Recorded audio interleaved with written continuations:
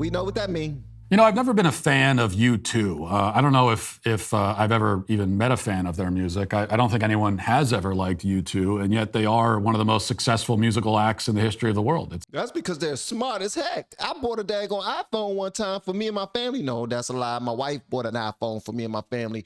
And the entire, like every single one of our iPhones and Apple Music, we were given the U2 album. Well, for every purchase of the iPhone, you were given the entire U2 album. I never heard no daggone U2 a day in my life. I ain't even want to listen. I'm like, who is U2? I don't know who U2 is. And my wife like, you know who Bono is? No, I don't know who Bono is. Come on, you gotta know who Bono is. Have you listened to U2 yet? My wife like, no. Are you going to? No. So why are you talking about who Bono is? It's not clear exactly how they managed to pull this off. They became, you might say, the world's elevator music, or maybe society's hold music. Wow. Something you hear all the time, whether you like it or not, and you don't really like it, but you also don't viscerally hate it. The music just is, it exists, and it exists everywhere, and nobody knows why, and nobody ever asks. And nobody can distinguish one U2 song from another. No one can. We know every U2 song, and yet we don't know any of them. Oh, wow. It's one of the most confounding riddles of life. The man behind this mystery, Bono, was profiled yesterday in the New York Times in a piece titled, "Bono is Still Trying to Figure Out U2 and Himself."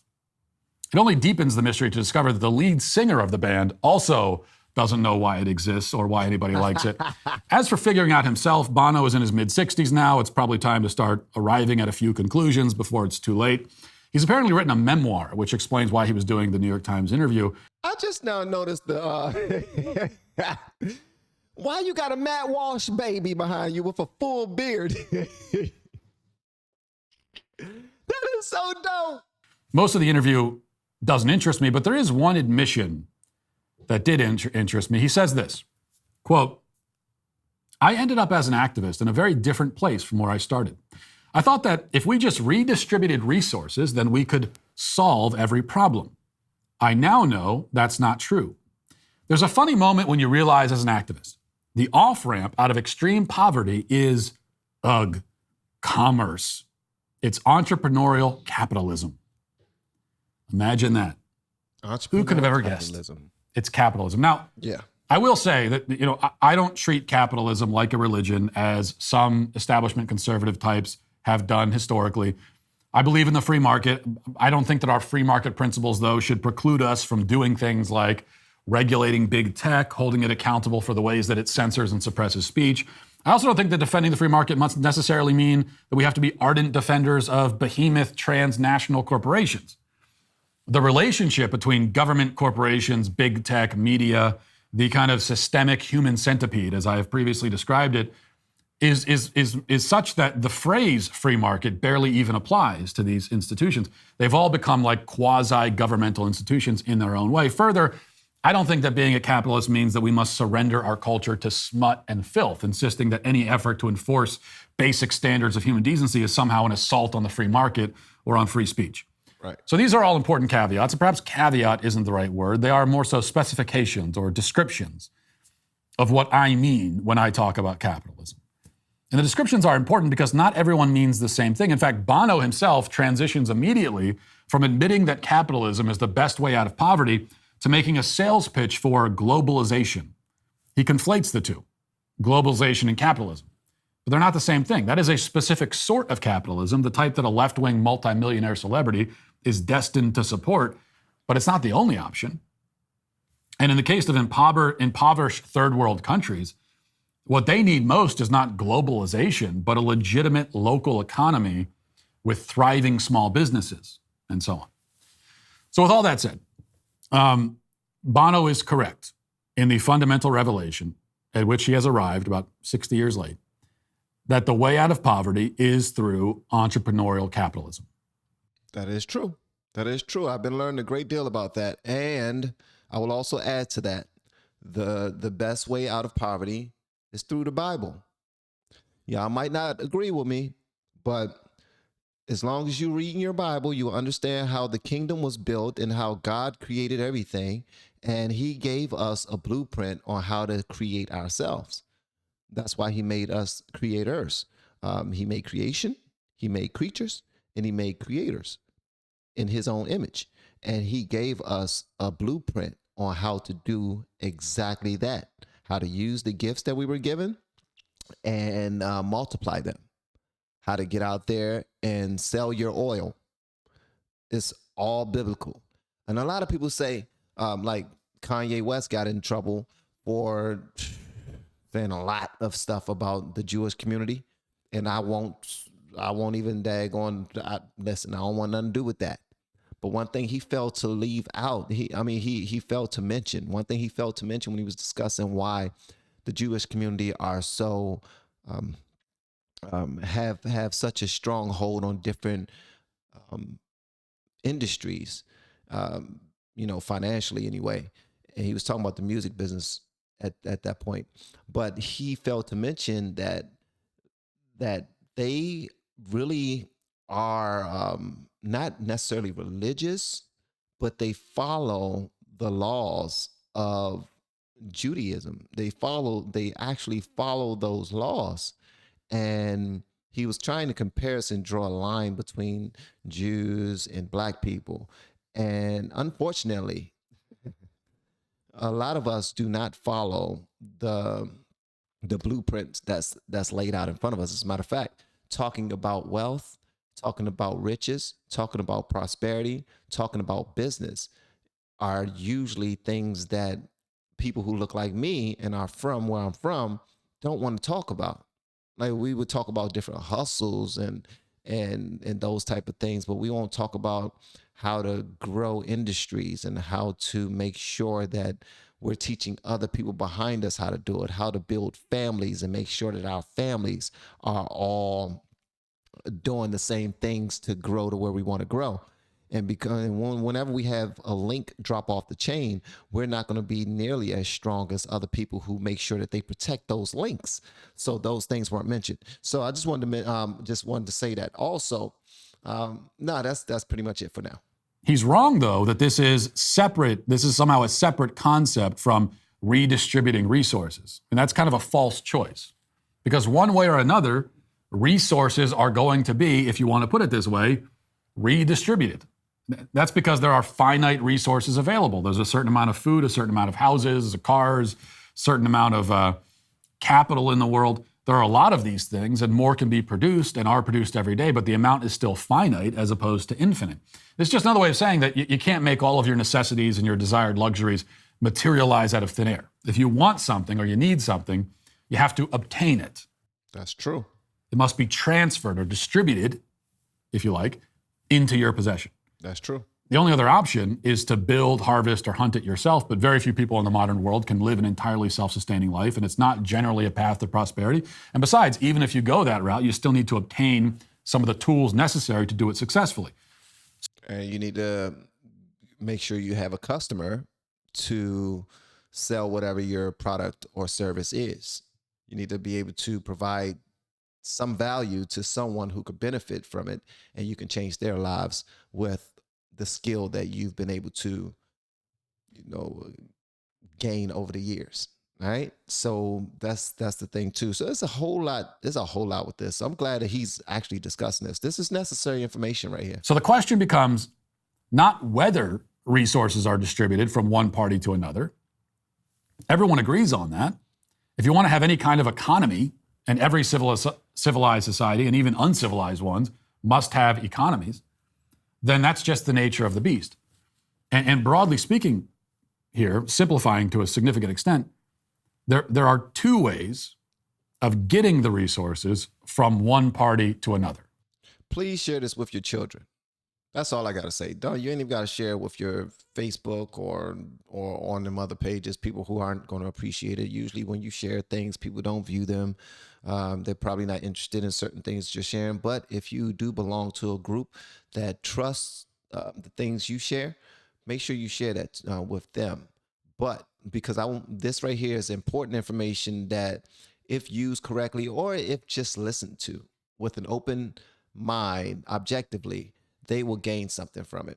And that's why I said send it to people in your family, people who view what you send out, because This right here is information that needs to be discussed. These are discussions that need to be had. You can do it by plunder and seizure, which is a stronger force taking Plunder the and resources it wants seizure. and giving it to whoever they determine, starting, of course, with themselves. Or you can do it through a marketplace where one party obtains the desired good or service from another party and in exchange pays an agreed upon price. Neither of these systems are perfect. Both can be abused. There will be poverty in both. It will. Unscrupulous people will find ways to exploit the vulnerable in either case. That's true.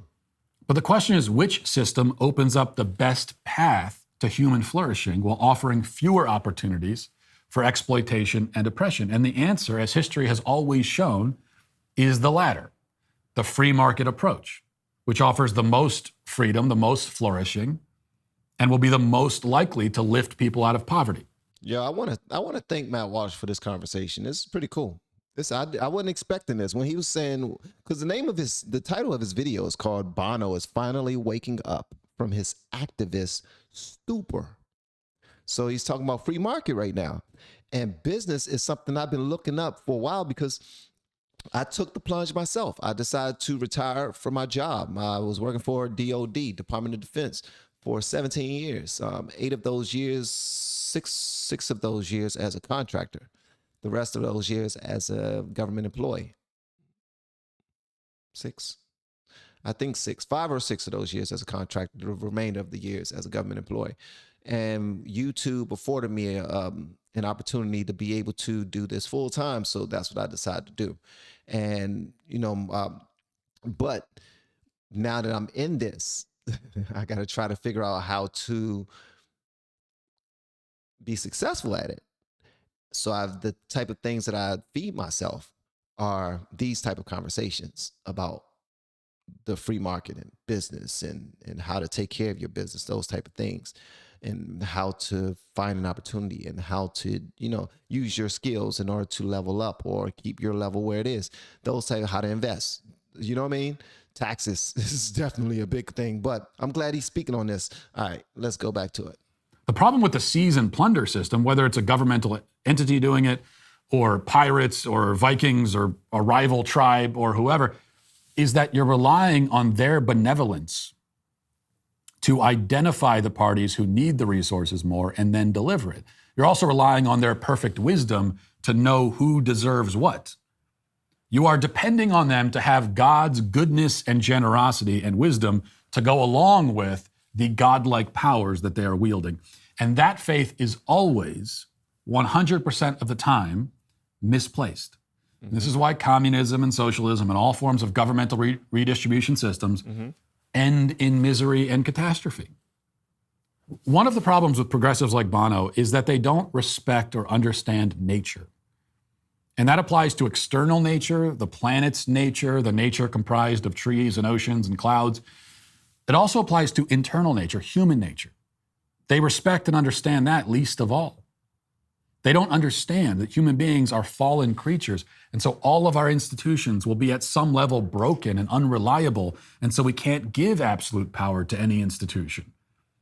The institutions, they can't carry the weight of that sort of trust and faith.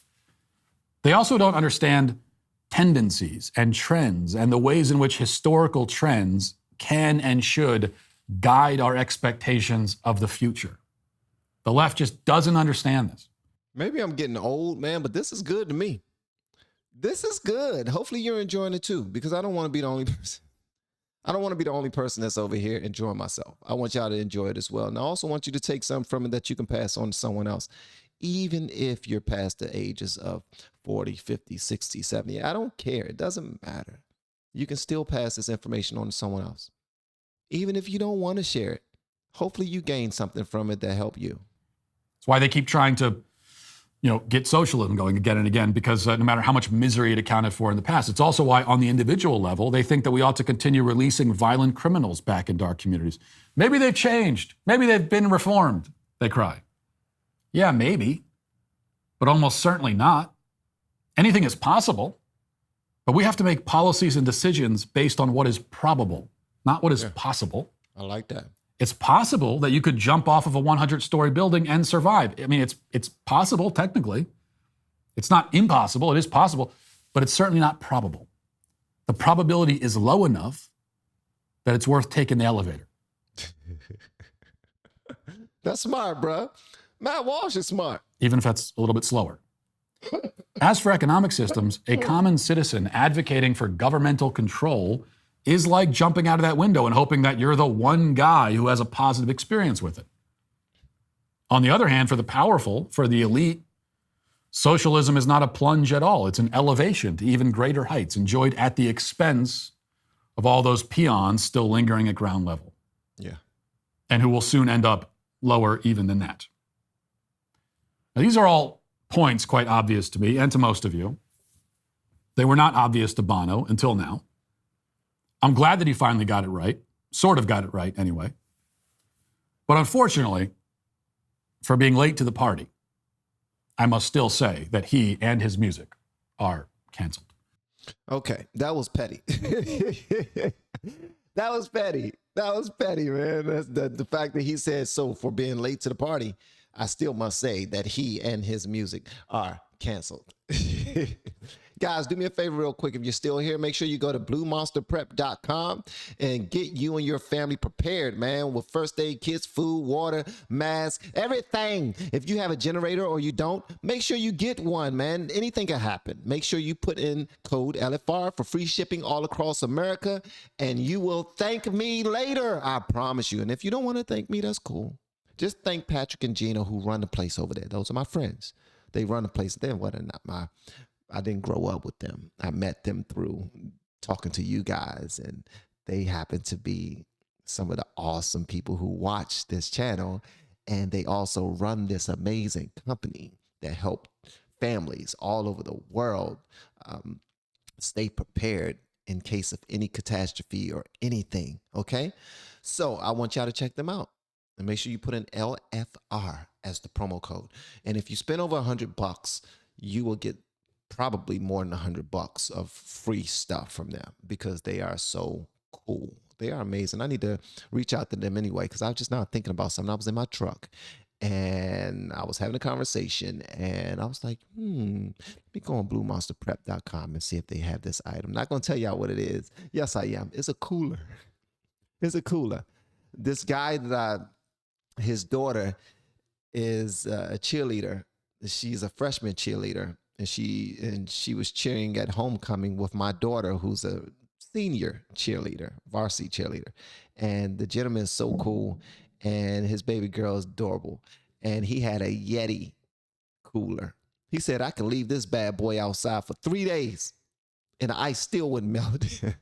I said, I bet I can find something on bluemonsterprep.com that's better than a Yeti. Although we already know Yetis are extremely expensive. They're bear proof and all this other stuff. But I'm not doing any promos for them because I am not sponsored by them. But bluemonsterprep.com, I'm definitely going to go on their website and see if they have something similar to that because I want something that's bear proof. You hear me? At any event, man, thank y'all for hanging out with me on this video. Let me know whatever y'all want me to know in the comments below. And if you have yet to hit that subscribe button, please make sure you do so on your way out the door. Once again, guys, I am Van, and now we are all the LFR family. And I look forward to seeing you in the next video, hopefully inside the Patreon as well. Y'all have been amazing per usual. Love y'all. And don't forget, come over to the Discord sometime and tell me your thoughts on the channel and tell me your thoughts in the future for the channel. Like some people hit me up all the time and say, Van, I can see you doing something different. Let me email you and tell you what your next should be. I appreciate those type of emails because it looks toward my future. And anyone that's looking toward my future, I appreciate it because my family are involved. So the better prepared and positioned I am, the better my family are. And if you even got that in your mind at all to help me out with that, you are a friend. Okay. I'll see y'all next time. Love y'all. Peace.